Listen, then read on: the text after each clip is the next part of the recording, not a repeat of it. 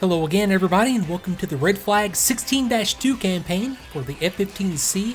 This was just released today and I'm going to give the first couple of missions a shot. This is probably not a campaign that I'm going to fly all the way through. The 15 just isn't really my thing, but I'm very curious to see how these are set up. The campaign itself has a storyline and briefing packages put together by the author Steve Davies, who, if that name doesn't ring a bell, look up the book Red Eagles about the US use of MiG-17s, 21s, and 23s for pilot training in the 1980s. He's very knowledgeable about the Nellis area and F-15 operations, so this should be a lot of fun. The majority of the briefing packages are not going to be necessarily on the mission screens, and I'll go ahead and start the campaign and get to the first mission.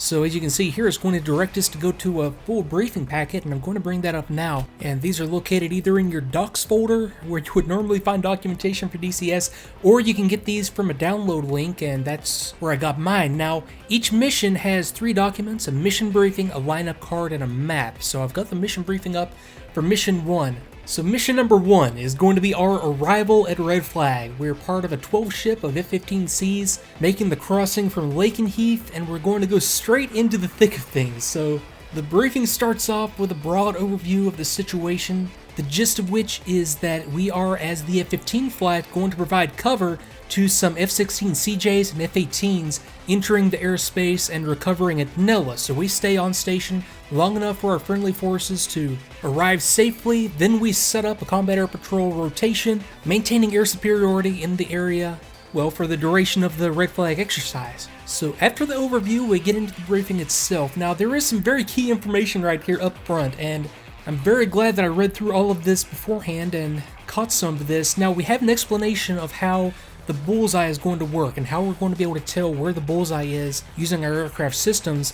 In the case of this mission, bullseye is going to be located at steer point 1, and our navigation steer points begin at steer point 2. So we'll have a look at that on the map. Actually, right now we'll bring that up so that we can have this as a visual aid as we go through the remainder of the briefing. Now, we'll start with the intel. The F-15C Eagles, that's us of the 493rd Fighter Squadron, are tasked to arrive in and secure Ukrainian airspace. So this is set up to represent sort of a NATO intervention in Ukraine, and the nature of the Red Flag is that any situation can really be represented. This just happens to be what this one is built around. We establish air superiority, like I already mentioned. Now, we're the first aircraft to arrive, so initially we're not going to have AWACS or ground control intercept report, but I suspect that will change by the time we get into the first mission staging out of Nellis, and this is actually going to be our air start up here over the Caliente airspace because this is representing us arriving in theater. So the first mission is an air start, the rest are going to start on the ramp at Nellis,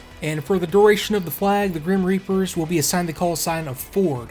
Now, with forces massing on the border, the current FIBA is obviously also the territorial boundary between Ukraine and Russia, with the FIBA running north-south in the northern airspace. And you can see over here on the map, the white line running along this ridge is the FIBA, forward edge of the battle area, with anything to the left of that being the enemy locations. Now, intel indicates Russian Federation Sukhoi 27s and MiG-29s and Sukhoi 24s are deployed to airfields west of the FIBA.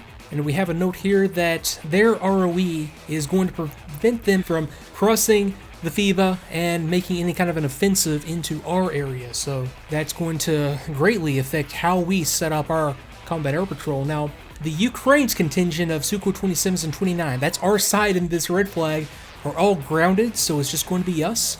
The Russians have also deployed an array of surface-to-air threats to the border, most notably including long-range double-digit SAMs, sort of, I would suspect, SA-10, maybe I don't even think SA-20s are in DCS, but yeah, I would suspect SA-10s is what that would represent by long-range double-digit SAMs, and then rivet joint, those are sort of electronic reconnaissance aircraft, and other intelligence gathering platforms have confirmed emissions from SA-19s and SA-11 systems, shorter range, lower to medium altitude threats in the area. So the size and disposition of the air defense threat is currently unknown, and staying away from the FIBA should ensure that we remain outside of the missile engagement zone of what is clearly growing into a sophisticated and well-integrated missile defense system. So objectives: establish and maintain air superiority east of the FIBA, protect U.S. aircraft, and use the VOL time to practice radar work against contacts west of the FIBA. Okay. Maintain the cap until relieved by 4, 5, and 6. So, Okay, that's straightforward. Now, 4, 3, and 4. 2 ship flights will enter Ukrainian sovereign airspace from the northeast. Okay, that's up here in the Caliente Charlie airspace. And we'll relieve Chevy 1 and Chevy 2 4-ship F-15 flights from a combat air patrol station 15 miles east of the FIBA. Yeah, that's these 2 orbits right here that we see on the map.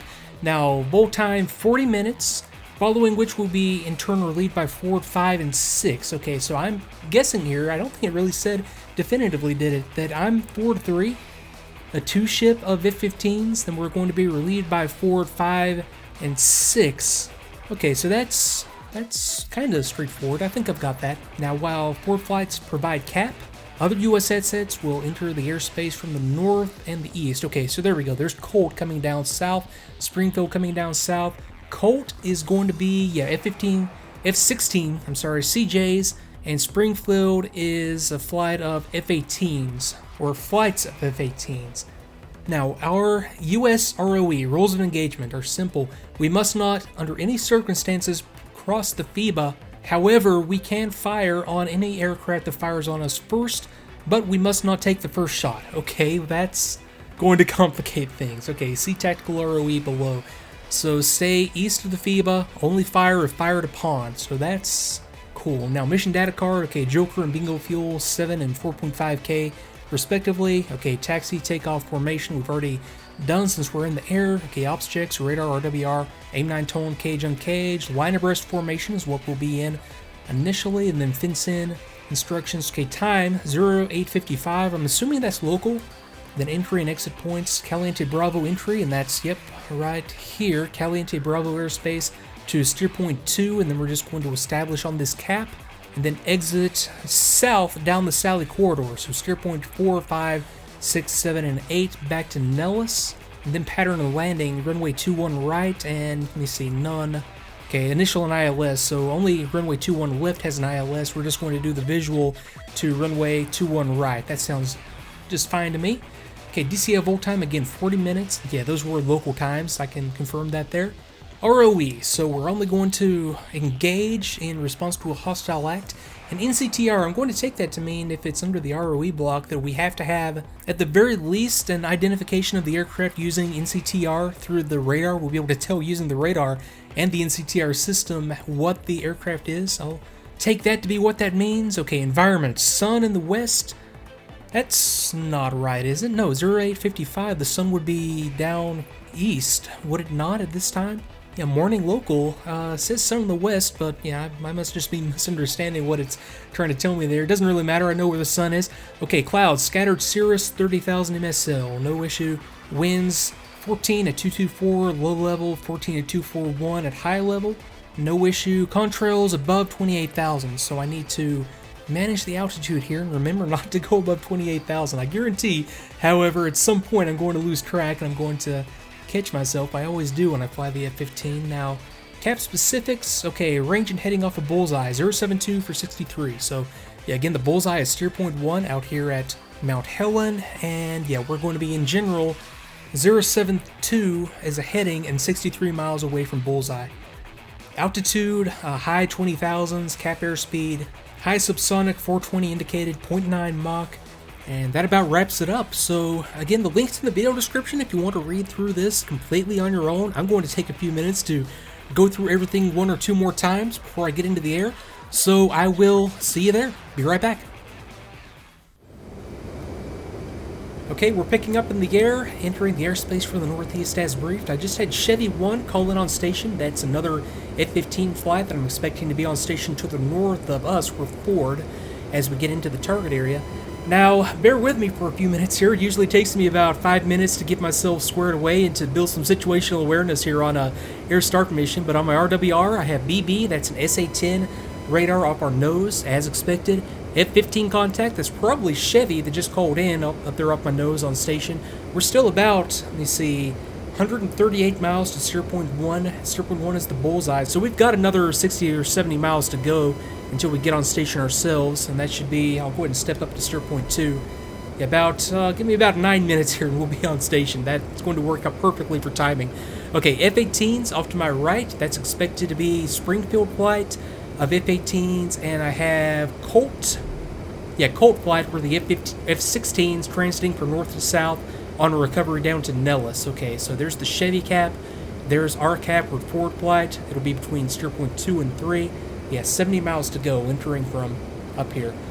Okay, F-15 contacts behind me. So I've got my wingman and more F-15s back there in the distance. Too far away to see, but they're following me up. And let's see, that's it for the RWR. Let's go radar on. That's keyboard combination I.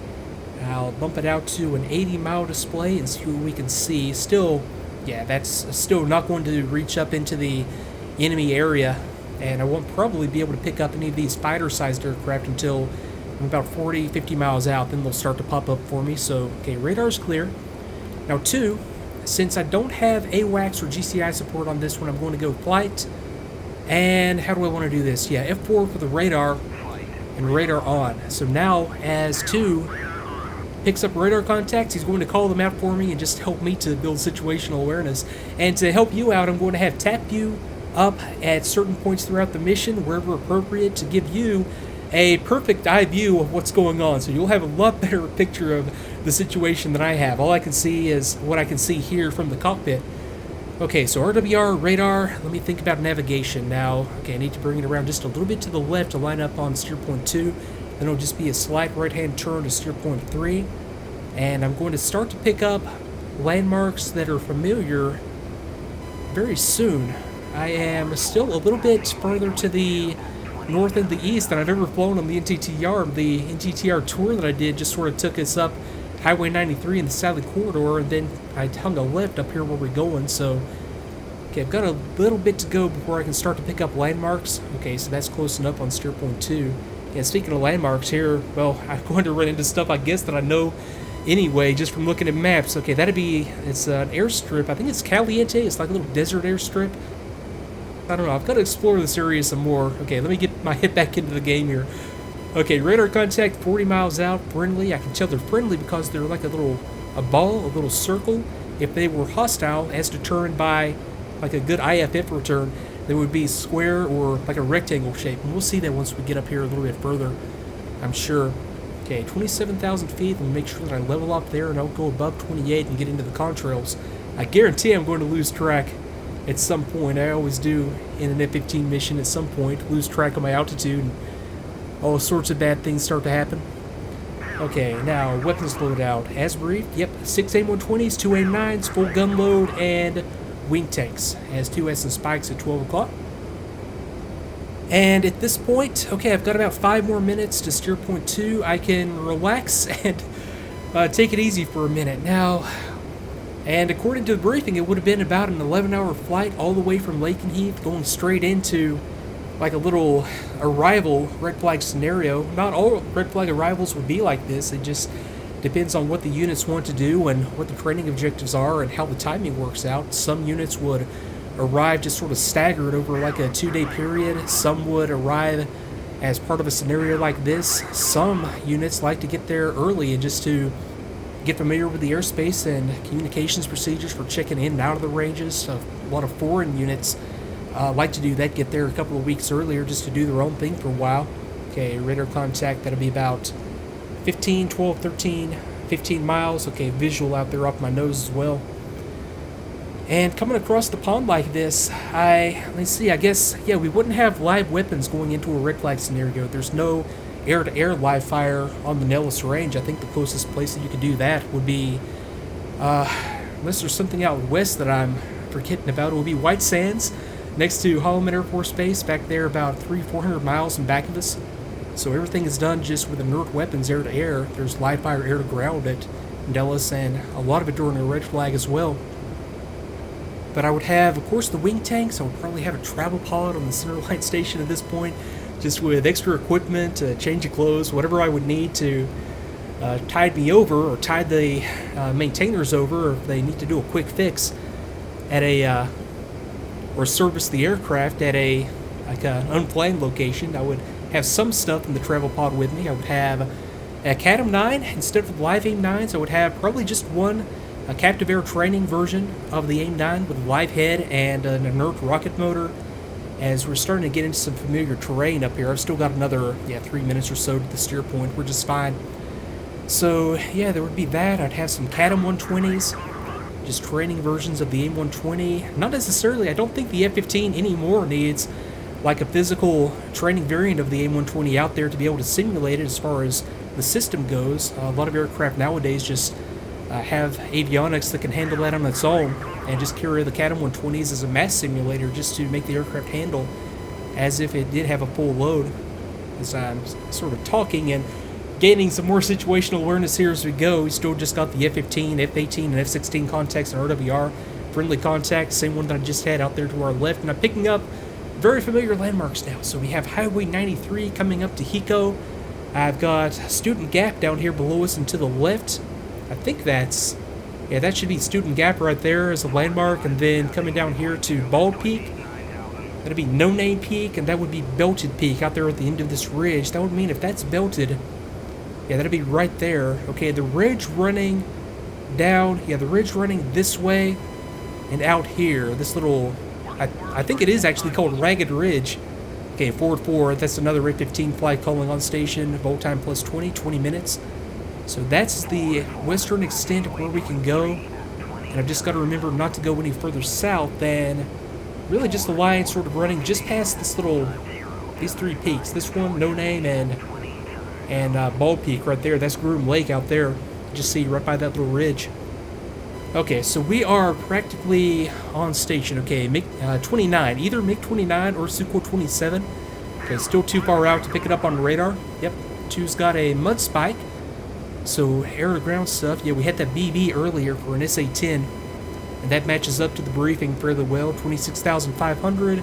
Yeah, about 330 knots. And that'll be for a Mach number. Yeah, about... Yeah, there we go. Yeah, about Mach 0.7, 0.8. That's exactly where I want to be. Okay, let me go ahead and go for steer point 3. And I'm going to be able to do this pretty much visually. I've got... Yeah, steer point 2 is going to be right below us. Steer point 3 was going to be just to the right of the farms. Okay, more 29s.